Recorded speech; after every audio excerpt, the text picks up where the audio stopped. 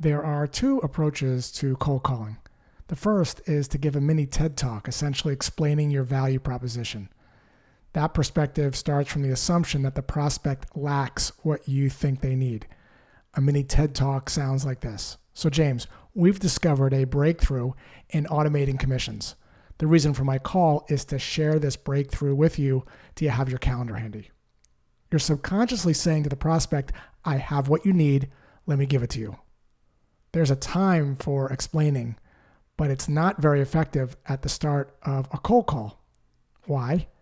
Because prospects can feel their freedom to choose is being restricted. Whenever people feel they're being controlled, especially by salespeople, they enter the zone of resistance.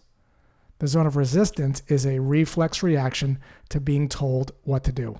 The contrasting approach is to surrender control, to draw the prospect out so you can see if there's a potential problem. You're inquiring, not persuading. From an inquiry perspective, you're presupposing that the prospect has experience that you can draw out. You're curious about how they're getting the job done without having an agenda. Knowledge about your solution is already there. You don't need to fill someone's head with it. Here's what inquiring on a cold call sounds like. So Kim, determining commission payouts usually involves someone in finance calculating commissions in spreadsheets, and then there's this sort of back and forth approval dance between you and your reps. If you don't mind me asking, how are you calculating commissions today? When you say something like that, prospect typically says, that's exactly how we do it. And then you might say something like this. Sounds like it's a simple and blissfully easy process. What you're looking here for is to see if your prospect agrees with you or disagrees. You're presupposing, of course, that it's easy. So if it's not easy, your prospect will correct you.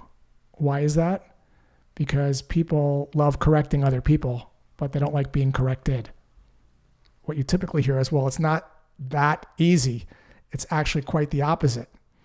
And then you might say, I'm sorry, quite the opposite? Chris Voss calls this mirroring. You're repeating back the last two or three most important words with a slight uptone, as if to say, tell me more. You typically get more information. Prospect might say, it's kind of a headache. And then you might presuppose that your prospect actually knows about your solution, because chances are that they do, especially if they've been in RevOps for 15 years. So you might say something like this. You're not alone. You've probably looked into automating your commission calculations. And then shut your mouth. And the prospect might say, well, we actually haven't. Is that what you do? And now you've created an opening. Inquiring feels more like a smooth ballroom waltz. You're guiding without stepping on any toes. The takeaway?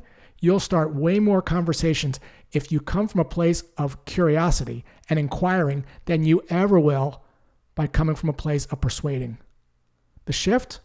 Persuading to inquiring, selling to sorting, controlling to surrendering control, assuming to letting go of assumptions, expectations to no expectations, making it be to letting it be.